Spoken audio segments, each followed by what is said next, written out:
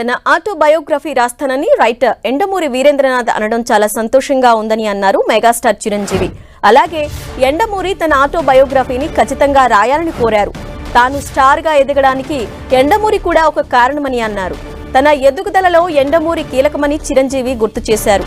ఎన్టీఆర్, ఏఎన్ఆర్, కళామ తల్లి ముద్దు బిడ్డలన్నారు. లోక్ నాయక్ ఫౌండేషన్ 20వ వార్షిక పురస్కార ప్రదానోత్సవంలో పాల్గొనడం చాలా సంతోషంగా ఉందని అన్నారు చిరంజీవి. గొప్ప కలం బలం మేధస్సు ఉన్నటువంటి ఎండమూరి వీరేంద్రనాథ్ ఈ రోజున నా ఆటోబయోగ్రఫీ రాస్తాను అన్న మాట అనడమే నాకు ఎంతో ఉత్సాహాన్ని ఇచ్చింది. అందుకని ఇది ఎలాంటి అత్యద్భుతమైనటువంటి వేదిక అండ్ మా వైఎల్పి గారి సమక్షంలో ఇది జరిగి తీరుతుంది. ఆల్రెడీ ప్రాసెస్లో ఉందన్నాను కానీ దానికి కన్సాలిడేట్గా కాంక్రీట్గా లేదు. అండ్ ఎండమూరి గారు అన్నారు, మీ మాట చొప్పున అనేస్తున్నాను. It's a commitment public.